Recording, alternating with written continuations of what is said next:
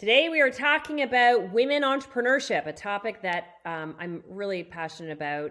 Obviously, being an entrepreneur, being female, this is just a topic that I'm really, really passionate about. I've been an entrepreneur for over 25 years, but really been started the passion, the desire to be an entrepreneur when I was young, like 10 years old, 12 years old, picking strawberries at the local farm and putting them on my wagon and selling those strawberries door to door was just so exciting for me. The fact that you can kind of work and kind of create something and then sell it, and have that kind of locus of control, that autonomy, was just so exciting. And so fast forward, the work that we now do with companies globally on leadership development and working with a lot of different entrepreneurs, and a lot of them female. And there's a lot of challenges that a lot of women entrepreneurs actually have. And so let me share with you just a little bit of the data. It's actually quite interesting. So here are three of the three popular big problems for a lot of women entrepreneurs, and men for sure. You can experience this actually as well.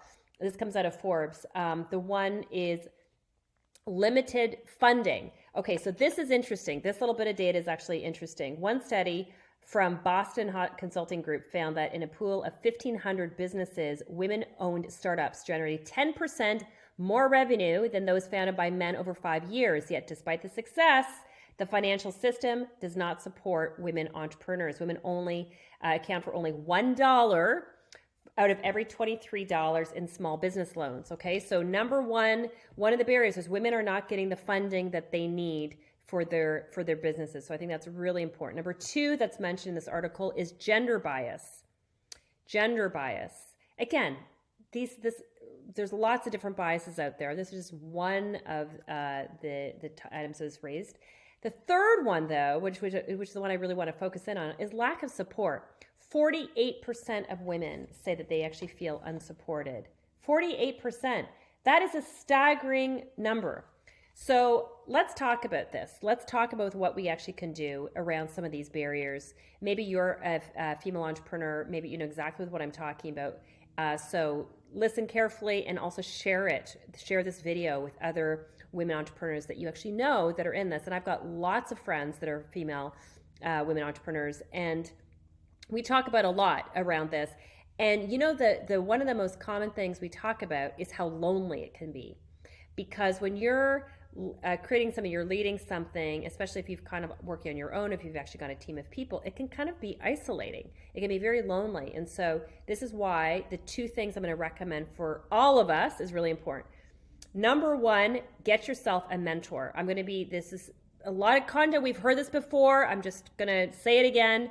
Mentors and getting a really great mentor can be a game changer. I got myself my first mentor when I was in my late 20s. I strategically chose a mentor that was male because I wanted to get a male perspective. I can only see my world from a female perspective, and I wanted to get a mentor from a male perspective because I wanted to understand how they see the exact same opportunities. And so I got myself an incredible mentor for over a decade that really helped me see the world from a male perspective, from the business world. And it was fantastic in terms of all kinds of practical tips around how much I should be charging, what kind of opportunities I should be kind of exploring, other concerns that I should be, in terms of like contracts, negotiating. And so very, very practical things. So I will say here's what I would say actually about mentoring. Choose a mentor that is aligned with your values. I chose somebody that is very aligned with my values. And to this day, we have a wonderful friendship. And so you want to choose somebody that both the business skill, but also kind of the personal value system. You want to make sure that's kind of matching. There's lots of people I could have asked to be my mentor, but I might have liked their business skills, but I didn't like how they were leading their personal life. And I just wanted I wanted a great leader in all parts of their life. And so I strategically chose someone that I thought was doing a great job, both from a business perspective, but also I liked how they were leading their family life. They in my opinion, they had their priorities in the right order. And so that was important to me. So find yourself a great mentor. Think to yourself, what's the skill that I want to learn? and who is the best person that I know, that I personally know, that I could actually email and reach out. And then here's the biggest thing around being a great mentee is you really have to lead it. It is not the mentor's job to be kind of leading it. It's the mentee's job, in my opinion, to be kind of really leading it. And so it was my job to set up the email with his secretary, to book the call. It was my job to come prepared. It was my job to kind of like take notes. It was my job to follow up and try as much as I could to follow the counsel and wisdom that he was giving me. Where I think a lot of times mentoring relationships kind of fall apart is that the mentee, I think for a lot of times, they kind of think the mentor is going to lead it. And in my opinion, that's not the mentor's job. They're giving their time for free. It is the mentee's job to really lead that and get as much out of it as you can, and to follow the wisdom as much as you can of the counsel that you're actually getting from the mentor. So tip number one, if you do not have a mentor, I encourage you to get one. And you can have like lots of different mentors. You can have a business mentor. You can have a negotiating mentor. You can have a financial mentor. You can have a spiritual mentor. You can have like lots of different mentors, but we're talking about women entrepreneurship. So be sure to think about who do you have in your circle of influence that could really be possibly a great business entrepreneur mentor for you. Okay, so that's number one. Number two, network, and not networking, which is also kind of really important, but ask yourself, who is your network? So one of the things that I try to do is I strategically, and this is just one way of doing it, I'm not saying this is the only way to do it, I strategically found myself a male mentor, because that's what I want to understand business from a male perspective. But from a network community perspective, I chose female.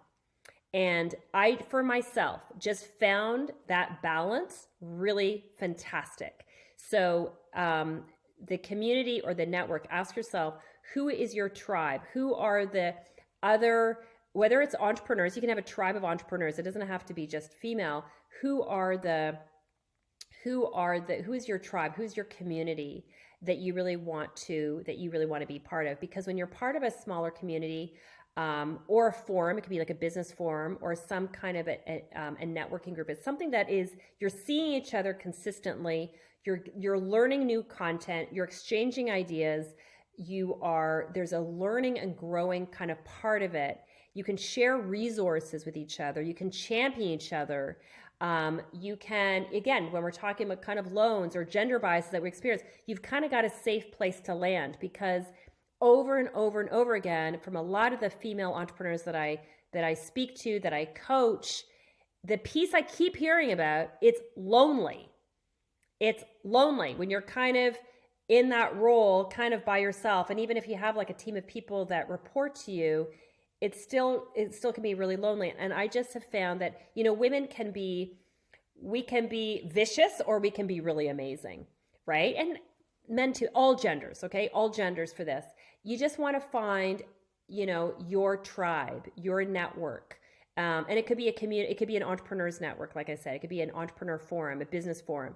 But I want all of us to have a forum, a group of people that when life gets really tough, and when you lose a contract, and if you face some kind of gender bias, you've got your people that you can kind of go to going, ugh, this is what happened. It's like your tribe where you can kind of share your successes, and you can also share failures or setbacks.